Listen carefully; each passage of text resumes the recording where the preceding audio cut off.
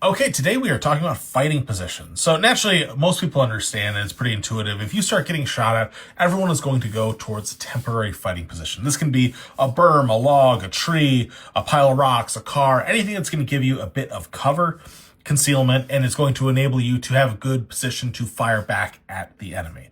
But if you have a little bit more time, or maybe you're in contact a while, maybe you're anticipating contact, it's good to make a hasty fighting position. This is when we're actually digging, right?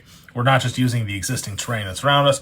We are breaking out our E-tool, and we are going to dig down. This is your foxholes, your ranger graves, as they're sometimes called. But basically, you're just going to dig down roughly 18 inches or so, the width of your body and the length of your body, just like a shallow grave, like I said, and take all that dirt and pile it up around the outside. This is going to give you a lot more protection against incoming direct fire, but also against indirect fire. If mortars or artillery are landing around you, all that fragmentation is going to be zipping by over your head. The dirt does a really, really good job of absorbing all that shrapnel and overpressure so that you can stay in the fight for longer and hopefully not die. If you've got even more time, you may be going into the deliberate fighting positions. These are a bit more intensive to make.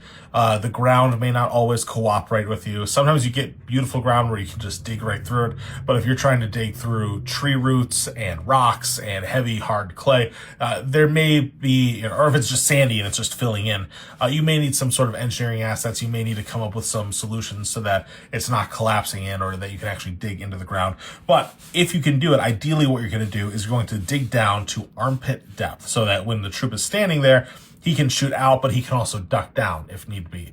Ideally, you do it with two men. You can do them individually, but usually these more comprehensive fighting positions are better with two-man teams. You can put overhead cover, which protects you against like airburst shells. Usually this is in the form of like plywood layered up with sandbags and other dirt and debris and everything to give you that extra protection.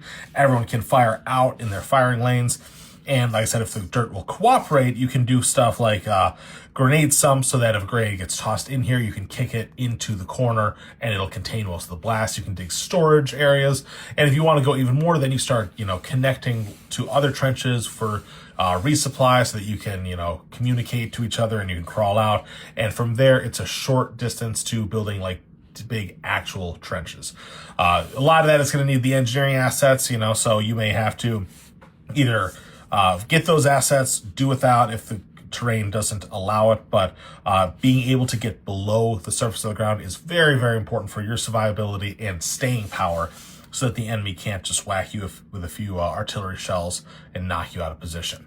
If you want to learn more about this, we just dropped all these fighting position cards on the website talking about like how to make fighting positions, how to do overhead cover, how to do all the stuff we just talked about right here. And then you've also got, urban positions, you've got vehicle fighting positions, trench warfare, stuff like that. So go check that out. That is on the website. And yeah, thanks.